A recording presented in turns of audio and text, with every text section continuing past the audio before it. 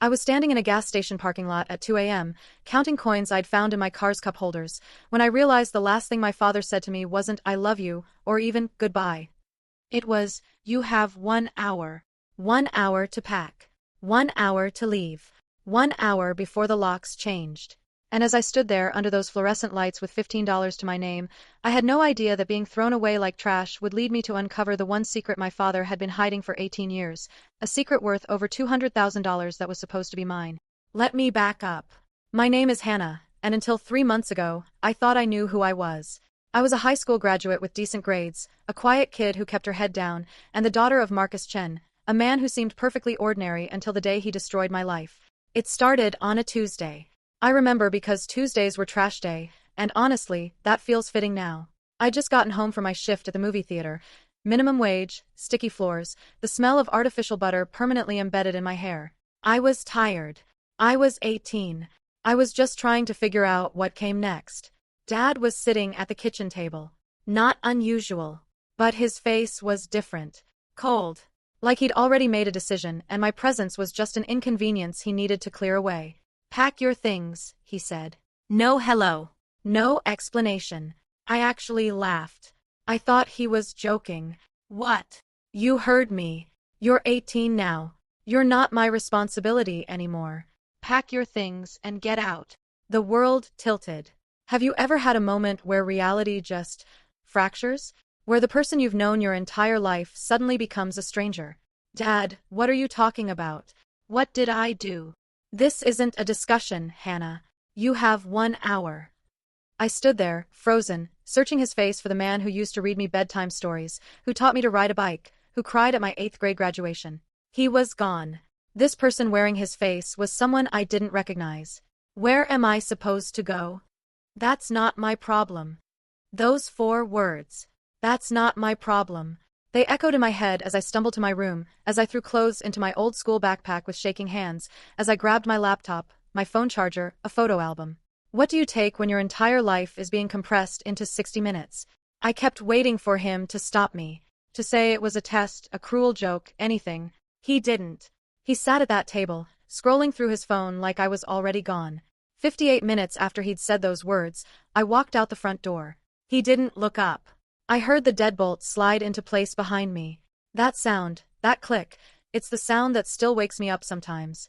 I sat in my car, a 2003 Honda Civic that barely ran, that I'd bought with money saved from 2 summers of working at the theater, and I just sat there. It was 11 p.m. I had $15 in my checking account. I had half a tank of gas. I had nowhere to go. If you've ever felt abandoned by the people who were supposed to protect you, drop a heart in the comments. You're not alone. And I promise this story gets somewhere you won't expect. Asterisk. I drove. I didn't know where I was going, but staying in that driveway felt like admitting defeat. I ended up at a 24-hour gas station on the edge of town, the kind of place where the coffee is always burnt and the fluorescent lights make everyone look half dead. That's where I was when I counted those coins. $15.73. That was the sum total of my existence. I tried to think rationally. I had my phone. For now, still on Dad's plan. I had my car. I had, what? No job that paid enough to rent a room. No friends whose parents would take in a random teenager. No other family. My mom had died when I was 7, a car accident that I barely remembered except in fragments. Her laugh, the smell of her perfume, the way she sang off-key to radio songs. My phone buzzed. For a second, my heart leaped. Maybe Dad had realized what he'd done. Maybe he was calling to apologize, to tell me to come home. It was a text from my phone carrier. "Your service will be suspended in 48 hours due to non-payment." He'd already canceled the plan. I'm not going to lie to you and say I didn't cry. I did. Ugly crying, the kind where you can't breathe and your whole body shakes. I cried in that parking lot until I had no tears left, until the sun started to rise and the morning shift worker gave me a concerned look through the window. Then I made a decision. I was going to survive this. I didn't know how, but I wasn't going to let him win. I wasn't going to disappear just because he decided I didn't matter. The first week, I lived in my car. I parked in different places every night. Walmart parking lots, quiet residential streets, behind the movie theater after my shifts. I learned which gas stations had the cleanest bathrooms, where I could charge my phone without being asked to leave, which fast food places gave free water. I ate dollar menu items, McChicken sandwiches, small fries. I'd make last 2 meals by eating half and saving half. I dropped 10 pounds in 2 weeks. My clothes started to hang off me, and I wore the same hoodie every day because it had big pockets where I could hide the fact that I was falling apart. But here's the thing about rock bottom. It clarifies things. When you're struggling to figure out where you'll sleep or whether you can afford to eat today, you stop caring about all the small stuff that used to matter. You get focused. You get determined. I walked into every business on Main Street with a resume I'd printed at the public library. Most places didn't even look at it. But a diner called Rosie's, run by this woman named Carol who had gray hair pulled back in a practical bun and eyes that had seen some things, she hired me on the spot. "You look hungry," she said. "Can you start tomorrow?" I almost cried again. Yes. Absolutely yes. Good. Come in at 6 a.m. And honey, eat something before you leave. On the house. She made me a burger, fries, and a chocolate shake. I ate slowly, trying not to seem desperate, trying to maintain some dignity. She didn't comment when I asked for a to-go box for the half I couldn't finish. Carol became the first person in my new life who mattered.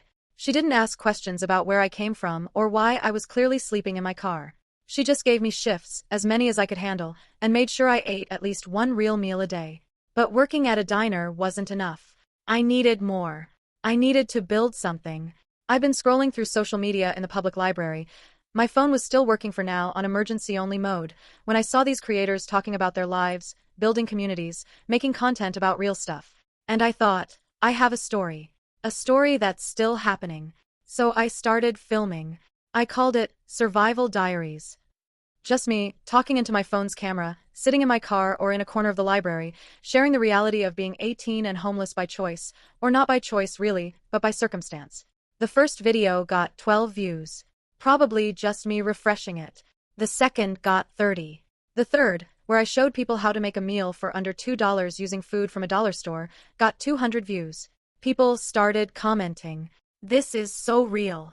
Thank you for sharing. I'm going through something similar. If you're still with me on this journey, comment Survivor below. This community is about to become everything. Asterisk. I kept posting. How to wash your hair in a gas station bathroom.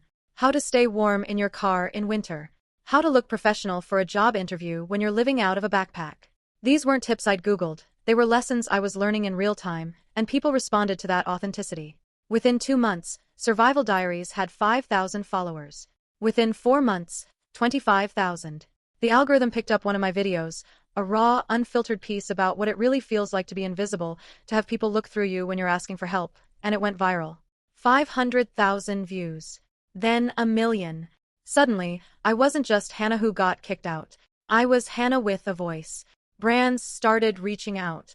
Small ones at first. A meal kit service that wanted me to review their budget options, a bedding company that sent me a sleeping bag rated for cold weather. I was honest in every review. I turned down anything that felt exploitative or fake. The money started coming in. Not a lot, but enough. Enough to rent a room in a shared house with 2 other girls who worked retail. Enough to buy groceries without calculating every penny. Enough to start rebuilding. I was surviving. More than surviving, I was actually living. But there was this nagging feeling I couldn't shake. Why? Why had Dad done this? We weren't rich, but we weren't struggling.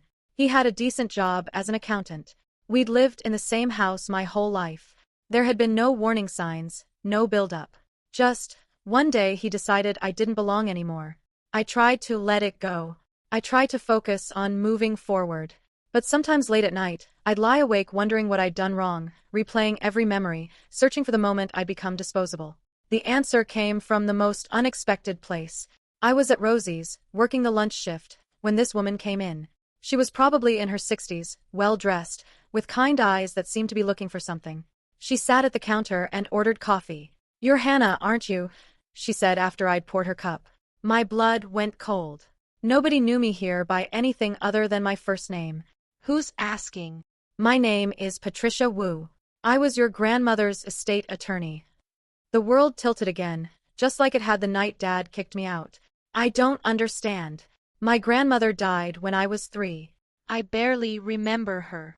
Patricia pulled out a business card and slid it across the counter. "Can you take a break? There are some things you need to know." Carol caught my eye, nodded, and I followed Patricia to a booth in the back. Your grandmother, Patricia began, was a careful woman.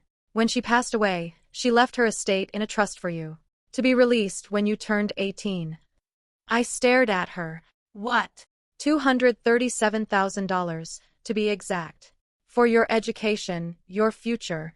She was very specific in her instructions.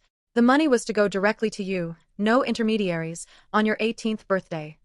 The diner noise faded to background static. $237,000? Your father was the trustee until you came of age. 3 months ago, on your 18th birthday, that money should have been transferred to an account in your name. 3 months ago. The Tuesday, he kicked me out. He stole it, I said. The words felt heavy, final. He kicked me out so I wouldn't know about the money. Patricia's expression confirmed what I already knew. I've been trying to reach you for months. When I finally tracked you down through your social media, your survival diaries content came up in my search. I knew I had to find you in person. She explained it all. How Dad had been stalling, claiming I'd moved out for college, and he was handling the finances. How Patricia had gotten suspicious when he refused to provide contact information for me. How she'd done some digging and discovered that not only had the money not been transferred, but Dad had taken out loans against it, had somehow maneuvered to access funds that were never his. We need to file a lawsuit, Patricia said. This is theft, fraud, breach of fiduciary duty. But I need you to be prepared. This is going to get ugly. He's your father. He stopped being my father the day he threw me out, I said. If you think I should fight for what's mine, say justice in the comments. If you think I should just walk away and keep building my new life, say peace. I want to know what you'd do. Asterisk. The next month was a blur of lawyer meetings, court filings, and paperwork. Patricia worked on contingency. She wouldn't get paid unless we won, and she believed in the case. But here's what she couldn't prepare me for: the confrontation. The court required mediation before trial. That meant sitting across a table from my father for the first time since he'd locked me out of my own home. He looked smaller than I remembered. Older. Tired. When I walked into that conference room with Patricia, he couldn't meet my eyes. Hannah, he started. I can explain. Don't. My voice was steadier than I felt. I don't want your explanations. I want the truth. The mediator, a patient woman named Sandra, guided us through it. And slowly, the story came out. Dad had gambling debts. Had for years. Mom's death had left him spiraling, and he'd been hemorrhaging money at casinos, online poker, sports betting. By the time I turned 18, he was $180,000 in debt. The trust was his way out. I was going to pay it back, he said, and he actually sounded like he believed it. I just needed time. If I could win enough to clear the debts, I could return the money before you ever knew. So you threw me out instead? You let me live in my car? You let me go hungry? I thought you'd figure it out. You were always resourceful. And I couldn't have you asking questions about the trust. Resourceful. He'd gambled on my resilience the same way he'd gambled our family's future. Did you ever love me? I asked. I hadn't planned to ask that. The question just escaped. For the first time, he looked directly at me. Of course I did. I do. Hannah, I made mistakes, but I'm still your father. No, I said. You're the man who was supposed to be my father. There's a difference. The lawsuit moved forward. Patricia was relentless. We had documentation, paper trails, witness testimony. Dad's lawyer tried to negotiate. He'd pay back half. We'd drop the criminal charges. I'd agree to reconciliation therapy. I said no. Here's what people don't tell you about justice. It's not clean. It's not satisfying the way it is in movies. Even when you win, you lose something. The trial took 6 months. 6 months of depositions, of having my entire life examined in legal documents, of sitting in courtrooms while strangers debated the value of my trauma. My Survival Diaries audience knew something was happening. I'd hinted at a personal legal matter, and they rallied around me in ways I never expected. People sent messages. Whatever you're fighting for, we believe in you. You taught me to stand up for myself. Now we're standing with you. Some even showed up to the courthouse, holding signs that said, "Justice for Hannah," and "Survivors stand together." I didn't ask them to do that. But seeing them there, these strangers who become friends through shared screens and vulnerable stories, it gave me strength on the days I wanted to quit. The day of the final ruling, I wore the blazer Carol had bought me for the occasion. You walk in there looking like the survivor you are, she'd said, adjusting the collar. The judge was a woman in her 50s named Judge Martinez. She'd reviewed everything: the trust documents, the financial records showing Dad's gambling losses, the timeline of his deception, my testimony about being abandoned. When she delivered her verdict, her voice was firm. Mr. Chin, you were entrusted with your daughter's future, and you squandered it for your own benefit. You didn't just steal money, you stole time, security, and trust. This court rules in favor of the plaintiff. Full restitution of the trust amount plus interest, plus damages for emotional distress. Dad would have to sell the house, liquidate assets. The DA was moving forward with criminal fraud charges. I should have felt triumphant. Instead, I just felt tired. But also something else. I felt seen, validated. Like for the first time, an authority figure had looked at what happened to me and said, "This was wrong. You deserved better." The money hit my account on a random Thursday. $264,000 after legal fees and interest. I stared at the number on my phone screen, this life-changing amount that had been mine all along. I called Patricia first. "It's there," I said, my voice shaking. "Good," she replied.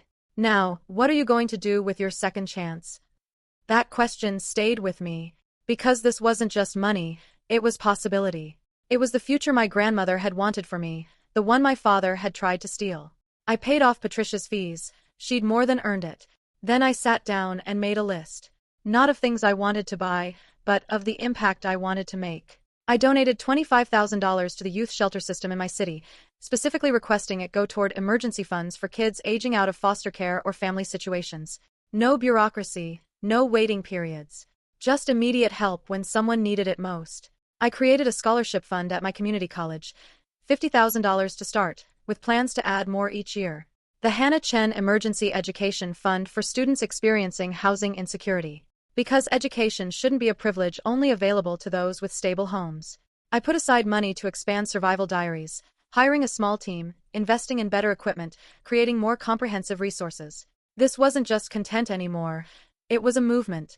The rest went into savings and investments, working with a financial advisor Patricia recommended.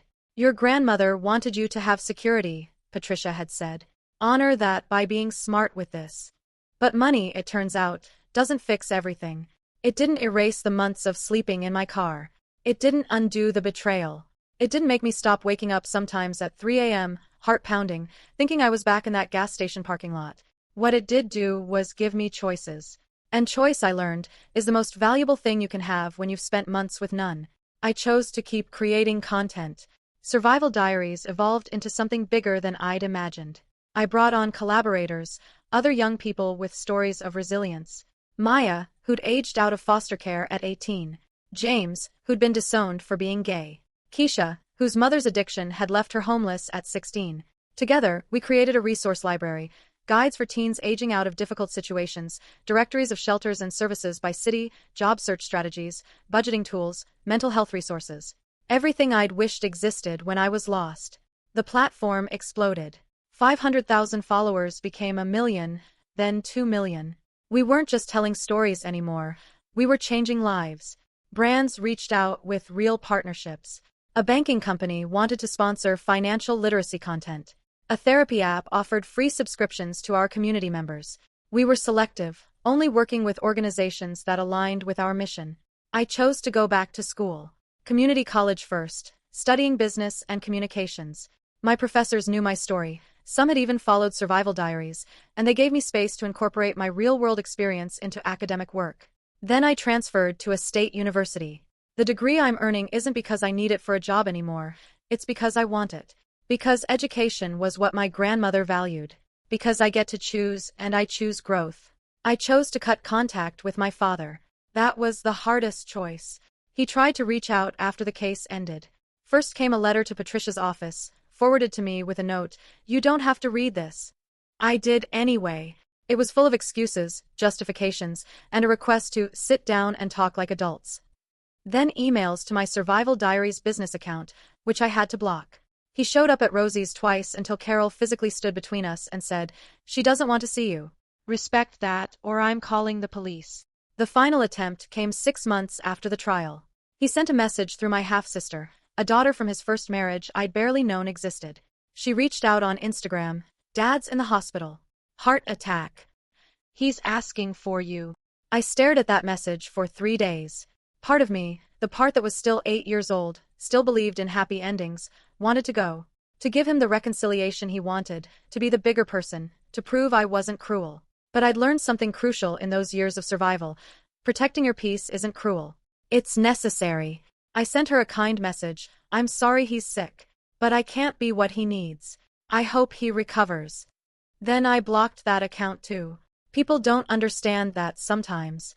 They see cutting off family as cold, unforgiving. They quote platitudes about blood being thicker than water, never finishing the actual phrase, which is, the blood of the covenant is thicker than the water of the womb. The bonds we choose are stronger than the ones we're born into. Here's what I learned. Forgiveness isn't something you owe anyone. Some betrayals are too deep, some wounds don't heal just because time passes. And just because someone wants your forgiveness doesn't mean you have to give it to feel whole. I'm whole without it. I'm whole because of the family I built. Carol still makes me lunch at Rosie's, even though I don't work there anymore. Every Sunday, I come in for her famous pot roast, and we sit in that same back booth where Patricia first told me the truth. Carol became something like a grandmother to me, the way family is supposed to work, built on choice and care, not just biology. She shows my survival diaries videos to her book club friends, bragging about my Hannah like I'm actually hers. And in every way that matters, I am. Patricia checks in every few months. How's my favorite survivor? She always asks. We get coffee, talk about life, about the scholarship fund, about her grandkids. She never takes credit for changing my life, even though we both know she did. The girls from the shared house, Melissa and Jay, they're still my roommates, even though we could all afford to live alone now. We chose a bigger place together, a real apartment with a living room where we host Survival Diaries community meetups. They were there the night I won the case, celebrating with cheap champagne. They were there when I had my first panic attack about having money, about becoming the kind of person who has resources. They talked me down, reminded me who I was. Having money doesn't change your story, Han, Melissa said. It just means you get to help more people. She was right. My Survival Diaries community, they've become this incredible network of people who understand what it means to rebuild from nothing. We have local chapters now in 12 cities. Monthly meetups where people share resources, job leads, apartment listings. A Discord server with 50,000 members offering 24/7 support. We support each other, celebrate wins, offer help without judgment. When someone posts, I just got evicted and don't know what to do, 50 people respond with advice, resources, and sometimes a couch to crash on. These people, these connections, this is my family now. The one I chose. The one that chose me back. And maybe that's the real ending to this story. Not revenge, not reconciliation, but reconstruction. Building something better from broken pieces. If this story resonated with you, if you've had to build your own chosen family, I want to hear about it in the comments. Share your story. Let's build this community together. Asterisk. Last week, I drove past my old house. The one Dad had to sell to pay the settlement. There was a new family there now. I could see kids' bikes in the driveway, toys scattered across the lawn. I didn't feel sad. I didn't feel angry. I just felt free. Because here's the truth that took me 3 years to learn. Sometimes the worst thing that happens to you becomes the best thing that ever happened to you. Not because the pain wasn't real. It was. Not because the betrayal didn't matter. It did. But because it forced you to discover who you really are when everything is stripped away. It taught you that you're stronger than you knew, more resilient than you believed, more capable than anyone gave you credit for. My father kicked me out thinking I'd fail, that I'd come crawling back, desperate and willing to accept whatever scraps he offered. He bet against me. He lost. And I won something more valuable than any trust fund. I won myself. My voice. My story. My future. To anyone listening to this who's been thrown away, abandoned, told you don't matter, you do. Your story matters. Your survival matters. And the family you build from broken pieces can be stronger than the one you lost. My name is Hannah. I was kicked out at 18 with no money and no job. I left. And then, I became exactly who I was meant to be. Thank you for listening to my story. If you want to hear more stories like this, follow Survival Diaries on all platforms. And if you're going through something similar right now, drop a comment or send a message. You don't have to do this alone. We've got you. Asterisk, remember, being thrown away doesn't make you trash. Sometimes it just means you were too valuable for someone to handle. So take up space. Tell your story. Build your life. You deserve every bit of it. Asterisk. I'm Hannah, and this is just the beginning.